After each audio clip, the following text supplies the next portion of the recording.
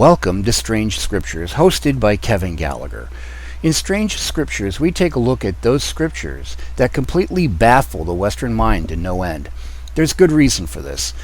Strange Scriptures came about because the Bible is an Eastern book written by men of the East who, in many cases, lived a very long time ago. And we cannot, under any circumstances, believe for a minute that the ways of speaking, the idioms, the culture, traditions, etc., of that day and time are anything remotely similar to what we have today in our Western world.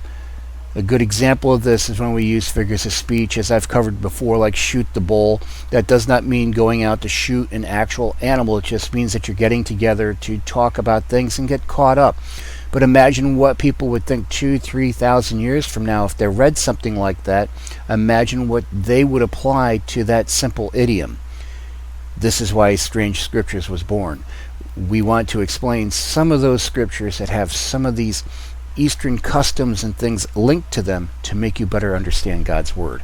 There is a great passage in Matthew 17 that has caused a lot of bafflement to people in the West. It is where Peter is told by the Lord to go out and fish for money. And I have heard, and we're going to get into it, some really interesting theories put by very well-meaning ministers and theologians, but who just did not understand the customs and idioms and things that went on in the day and time that Jesus lived. And even in this case, to this day.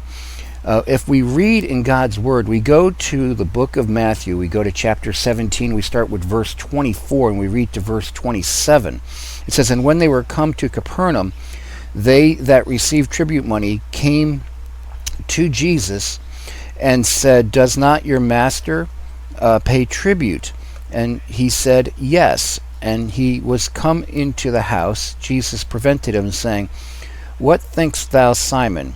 Of whom do the kings of the earth take custom or tribute, or of their own children, or of strangers? Peter said unto him, Of strangers. Jesus said unto him, Then we are the children of the free. Now, notwithstanding, lest we should offend them, go thou to the sea, and cast a hook, and take up the fish that first comes up. And when thou hast opened his mouth, thou shalt find a piece of money. Take that, and give it to them for me and for you." Now, this is where the bafflement comes in, because who has ever heard in the Western world of anybody going out fishing and finding money in a fish's mouth? But in the East, there is such a fish, and we're going to discover what this fish is and why. And to answer the Lord's question, Peter had to correctly, he answered because of the customs there in the lands and times of the Bible. The tributes were paid by strangers, and were not paid by the children of Israel. And Jesus said in effect to Peter, "We are not foreigners here, we are natives, and we should not have to pay the tribute money."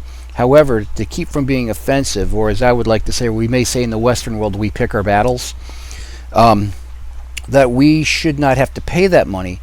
But what we can do is you can, as a fisherman, go out and catch this fish for us. Now the question comes into why money would be found in the mouth of the fish at all.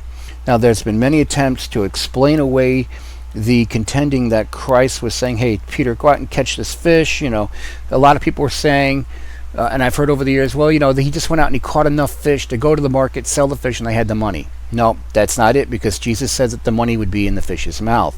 I've even heard some Bible commentators say that Jesus went earlier and put that money into the fish's mouth. That's ridiculous, because if Jesus already had the money, why would he make Peter go and fish for something that they already had?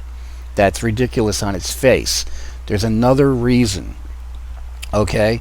So when we take a look at this, there's a fish that is in that area of the world. It's called a musk, and that fish is about 6 inches long, has a very large head, and it has like a bag under its mouth. And this fish swims along the bottom of the river, and it gets attracted by shiny things.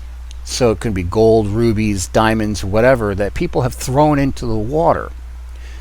And then the fish sees that, scoops it up in its mouth, Now this fish, and Peter knew this because Peter's a fisherman, this fish has a very strange oddity about it. It's a very difficult fish to catch. A man may take his 10-year-old son out fishing for the first time, lower the hook, and catch that fish the very first time. A man may go out and try to fish for that animal for 25 years and never have any success. It's a very difficult fish to catch. And Peter knew this. So Peter, acting on the faith of Jesus, on the Lord's word, acted and went out and caught that fish exactly as Jesus said he would. Now, there was also exactly the amount of money that they needed to pay the tribute. Now, how does the money, the rubies, the diamonds, the gold, the silver, whatever, get into the river to begin with? There are several rivers throughout the Eastern world by different religions, Christianity, Hinduism, etc., that are regarded as holy. And for example, in the Ganges River, people are known for throwing their gifts in as they pray. And it goes back to the old adage of don't let the left hand know what the right hand is doing. So you don't want people to know that when you're praying and giving your gifts, they don't want people to know what it is they're giving. So they throw it into the water. The fish comes along and scoops that up. People have made their living who have become adept at catching this fish and have become quite wealthy. So this is the riddle that's been answered. Jesus knew about this custom. Peter knew about this custom. The people living in that day and time knew about that custom. And you can go and actually look up, folks, on the internet. You can look up for this fish, and I'm going to give you the spelling.